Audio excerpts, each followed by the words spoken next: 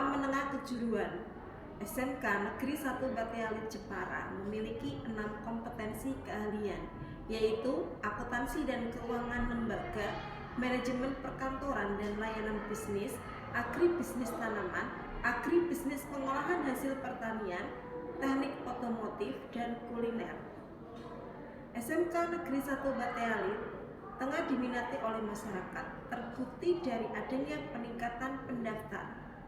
Perkenalkan, saya Ibu Windy Fitriana SPD, Guru Produktif Akuntansi dan Keuangan Lembaga SMK Negeri 1 Bate Alit Jepara. Berbekal sikap, pengetahuan, dan keterampilan yang dipelajari oleh siswa akuntansi dan keuangan lembaga, maka diharapkan setelah lulus bisa bekerja sesuai dengan kompetensinya, berwirausaha atau melanjutkan ke perguruan tinggi. Pembelajaran secara textbook bukan eranya lagi karena terjadi perubahan dalam paradigma pembelajaran. Pembelajaran tidak hanya transfer ilmu pengetahuan dari guru kepada peserta didik, akan tetapi guru memberikan fasilitas atau sarana yang mendukung supaya peserta didik dapat mengkonstruksi pengetahuannya dan pemahamannya. Kesalahan yang terjadi pada siswa AKL menganggap akuntansi itu sulit karena penuh dengan perhitungan angka. Hal ini mempengaruhi sikap siswa yang kurang antusias dalam proses pembelajaran, sehingga siswa mudah bosan dan kurang interaktif dalam kegiatan belajar mengajar. Kurangnya interaksi dan komunikasi antar siswa menyebabkan pemahaman konsep dan praktek tidak bermakna. Oleh sebab itu, perlu adanya pembenahan dalam proses pembelajaran dengan menggunakan metode pembelajaran project based learning dan berkolaborasi dengan siswa lintas jurusan. Siswa dengan latar belakang dan kemampuan yang beragam dapat diarahkan untuk bekerja sama dalam suatu kelompok kecil untuk membuat produk, menentukan harga pokok penjualan, memasarkan produk, dan menghitung laba rugi sesuai dengan jurusan atau kompetensi keahlian. Materi yang kita bersama-sama. Dan seperti yang sudah saya sampaikan sesuai dengan instruksi kepala sekolah tentang adanya pembelajaran kolaborasi lintas jurusan dan melihat permasalahan tersebut, maka saya melakukan pembenahan pembelajaran dengan menerapkan metode pembelajaran berbasis proyek untuk menentukan harga pokok penjualan dan laba rugi perusahaan manufaktur yang bisa berkolaborasi dengan kompetensi keahlian agribisnis tanaman, agribisnis pengolahan hasil pertanian, manajemen perkantoran, dan layanan bisnis. Pada hakikatnya, collaborative learning adalah metode belajar di mana terdapat dua orang atau lebih yang saling berinteraksi dan saling bergantung satu sama lain, serta memiliki tujuan yang sama.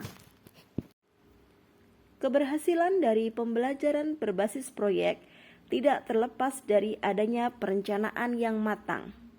Tantangan dalam melakukan praktek ini adalah kurangnya perencanaan yang matang. Oleh sebab itu, sebelum membuat proyek, ketua kompetensi keahlian berkumpul untuk membahas suatu proyek yang akan dikerjakan oleh siswa.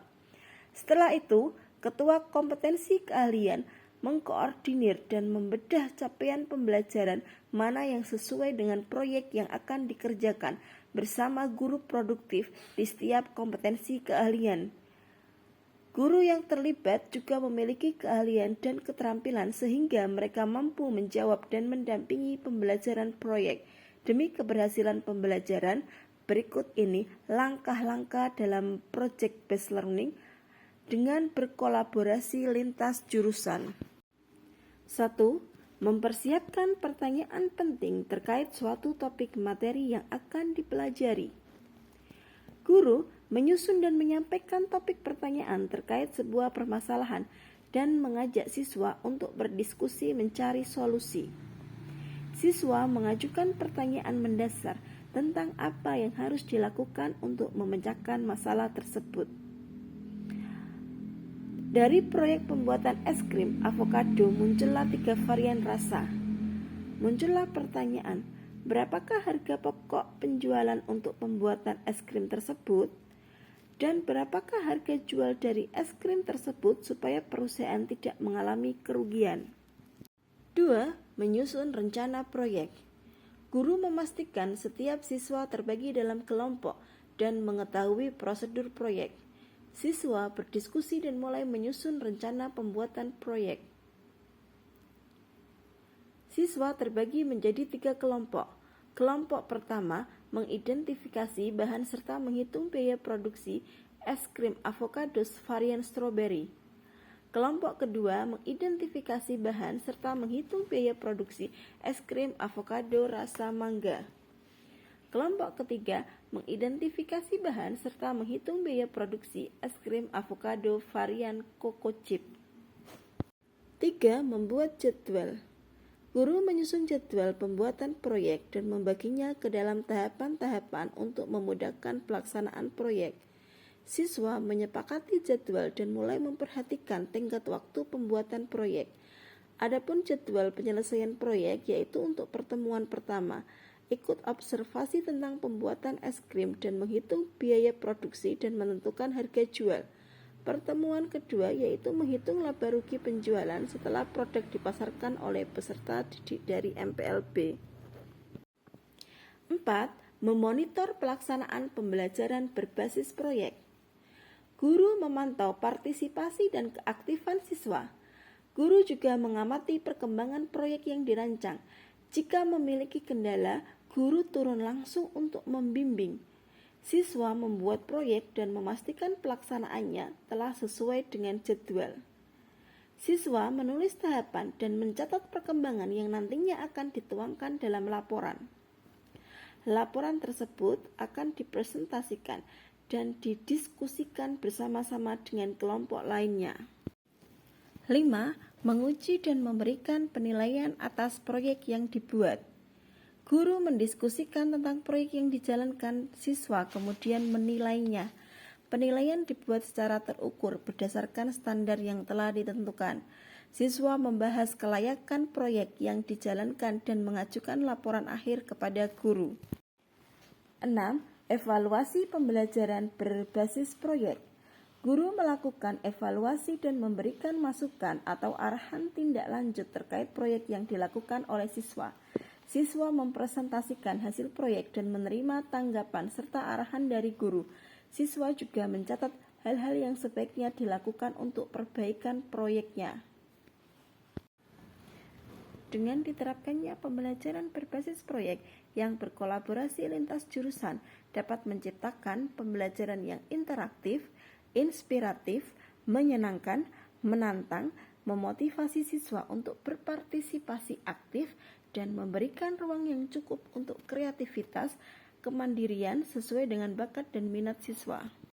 Bisa kita simpulkan ya ini ya, bahwa untuk menentukan harga pokok penjualan atau biaya produksi itu menghitungnya dari mana? Harganya harus di atas biaya produksi. Kalau di bawah biaya produksi berarti artinya apa? Perusahaan mengalami rugi.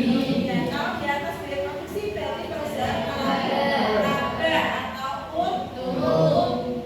Menurut saya, pembelajaran kolaboratif itu sangat menyenangkan karena bisa berkolaborasi dengan teman beda jurusan dan pembelajaran pun menjadi lebih menyenangkan dan lebih paham.